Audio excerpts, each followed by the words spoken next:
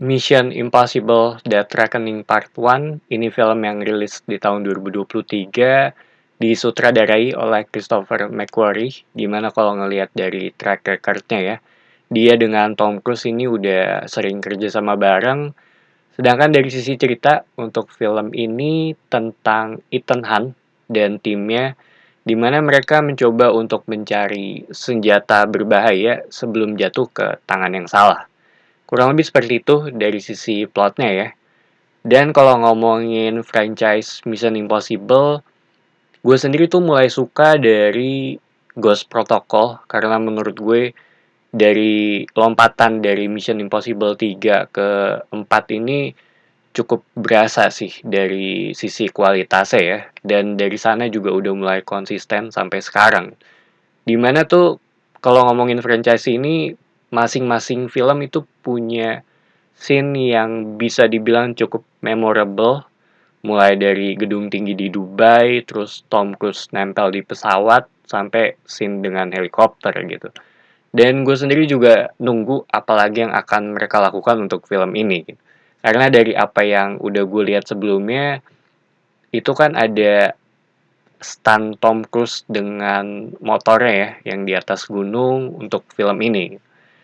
Dan kalau ngomongin dari sisi cerita juga, gue rasa mereka menyesuaikan dengan era sekarang atau bisa dibilang ya cukup relevan banget gitu dengan keadaan saat ini gitu.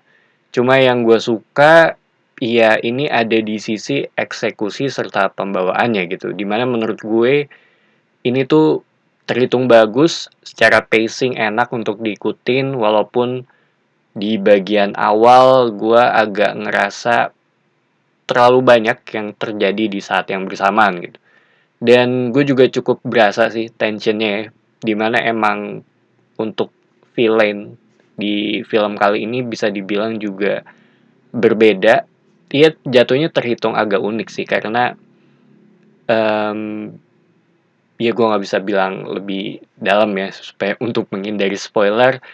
Gue juga bisa ngerasain level kesulitannya gitu karena emang build up-nya yang ada di awal tuh cukup bagus, dan gue juga bisa ngerasain tensionnya gitu di sepanjang film gitu. Sedangkan dari sisi action ya buat gue sendiri udah nggak perlu diraguin sih untuk film ini ya. Mereka tuh khususnya Tom Cruise sih gitu. Gue salut sih dengan umur yang udah segitu dan stunt yang dia lakukan juga ini bisa dibilang berani.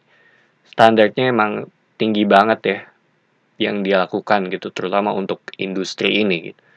Ada beberapa sequence yang gue suka sama gue nonton. Mungkin favorit banyak orang adalah scene dengan kereta gitu atau yang di dalam kereta. Dan emang bagian itu menurut gue ya lumayan tegang gitu, terutama di akhir-akhirnya ya. Cuma buat gue sendiri masih belum bisa ngalahin atau belum bisa se-nervous levelnya tuh dengan apa yang terjadi di Ghost Protocol sih, dengan scene manjat di gedungnya gitu. Sedangkan sequence dengan motor di atas gunung juga dia di sini eksekusinya emang bagus gitu. Gue suka ketika si Tom Cruise ini lompat, terus dari sisi sound langsung di mute. Itu menurut gue nervousnya dapet banget sih di adegan itu ya. Jadi bisa dibilang ya ini tuh film yang emang menghibur banget gitu, dan dari sisi kualitas juga ya emang udah berkualitas banget sih untuk sebuah film ya. Cuma agak sedikit di bawah ekspektasi gue gitu setelah gue selesai nonton film ini. Ini kan film yang bisa dibilang terhitung cukup panjang ya gitu. Tapi kebanyakan tuh diisi oleh sequence antara mereka itu kabur atau mencari lead terbaru gitu.